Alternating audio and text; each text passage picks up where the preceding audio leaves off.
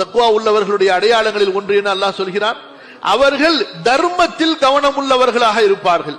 தக்வாவுடைய உயர்ந்த அடையாளமாக அல்லாஹ் சொல்கிறான், அவர் கருமித்தனம் இல்லாமல் கஞ்சத்தனம் இல்லாமல் அல்லாஹுவின் பாதையில் மார்க்கத்துக்காக செலவு செய்வார், ஏழைகளுக்காக செலவு செய்வார், உறவுகளுக்கு கொடுப்பார், நன்மையான காரியங்களில் தன்னால் முடிந்த அளவு செய்து கொண்டே இருப்பார். இங்கே கேள்வி என்ன? வசதி இருக்க வேண்டுமே, செல்வம் இருக்க வேண்டுமே?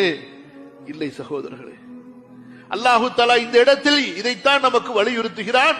அவர்கள் நெருக்கடியில் இருந்தாலும் தர்மம் செய்வார்கள், வசதி இல்லாமல் இருந்தாலும் தர்மம் செய்வார்கள், தங்களுடைய வறுமையிலும் செலவு தர்மம் செய்வார்கள், தங்களுடைய செல்வ நிலையிலும் தர்மம் செய்வார்கள். ஒரு வருடத்தில் 1 கோடி இருக்கிறது, அவர் சில ஆயிரங்களை கொடுக்கிறார்.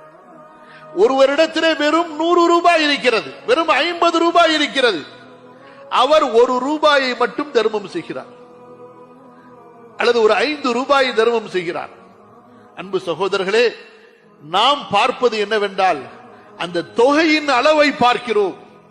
அல்லாஹ் சுப்ஹானஹு வ தஆலா பார்ப்பது எதுவென்றால் கொடுக்கின்ற மனிதனுடைய தக்வாவை பார்க்கிறான், அவனுடைய இஹ்லாஸை அல்லாஹ் பார்க்கிறான், அவன் எந்த எண்ணத்தில் கொடுக்கிறான் என்பதை பார்க்கிறான்.